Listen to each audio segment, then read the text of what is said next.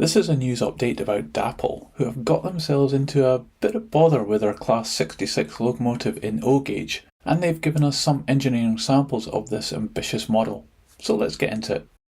First up, let's look at some of these sample photos that we've been given as I go through the issues they are having and how it will affect you if you have one of these on order.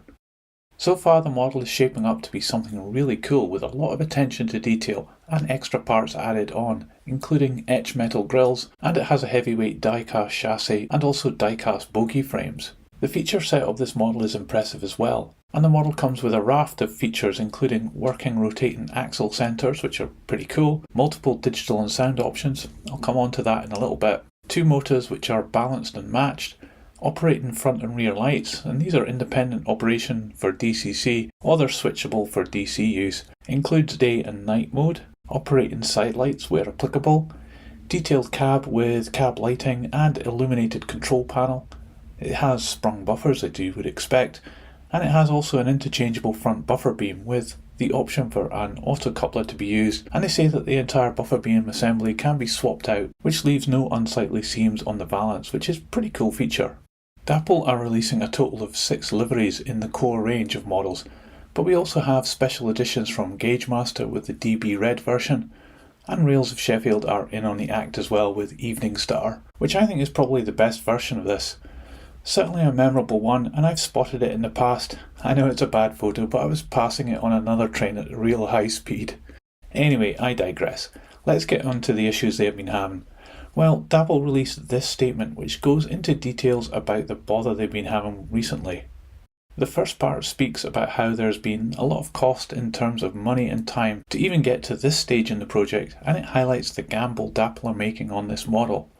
Let's hope there's enough O-gauge modelers wanting all these Class 66s to make it worthwhile. They do say that they are happy with the engineering samples, which we've seen here today as well, and I can see why. These models are actually looking pretty good so far. But then the issues start, because apparently with all the changes that have been made, the original manufacturer have increased the production cost by 40%. There's no mention about why this has happened, whether the additional complexity has driven up the cost, or perhaps there's another reason, but certainly Dapol wasn't happy with this and said that this type of behaviour is unacceptable, which is a bit strange, almost like the increase in cost was driven by unacceptable behaviour rather than cost increases. Very strange. Anyway, the short of it is that they have moved production to a different manufacturing company, one that they've worked with before, and they've given us the double O-gauge Hawthorne Leslie, the O-gauge Great Western Railway railcars, the O-gauge 3MT, and also the O-gauge J94. So we're pretty confident that the quality will be really good. Obviously this has affected delivery times, and this is mentioned here, although there's no delivery time update so far. So it may be still late Q4 2025, but it might be a bit longer than that. Finally, there's an additional kicker towards the end of the announcement, that the price is going to be higher, as the increased production costs can't be absorbed by Dapol. The prices have already been adjusted to take into account these issues, and it looks like even if you pre-ordered at the old price, then the new price applies to you if you want to continue with your order. So what are the current prices for this model?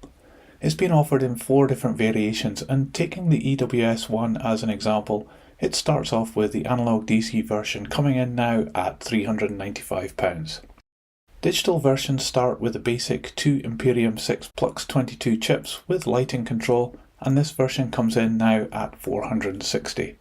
Alternatively, you can opt for sound with a single Imperium 6 chip and a Zimo sound chip plus speaker for £540. And top of the range is the deluxe spatial sound version. That comes with 2 Zimo sound chips and stereo speakers. This time it's £615. The Rails Special Edition version also comes in at the same price and has the same options. However, Gagemaster's version is strangely still showing as being a little bit more expensive, with prices starting at £399.95. That's a bit strange.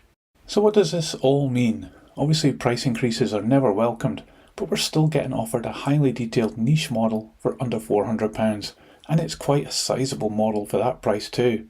Yet these issues Dapol have had perhaps highlights the risk companies take by offshoring production to the other side of the world, China in this case, and it also highlights just how long it takes to bring a model to market. I'll keep you updated as this project progresses, But let me know what you think about this situation in the comments below. Just to wrap up, I'll say I'm not associated with or make any money from Dapol or any other company to do this video.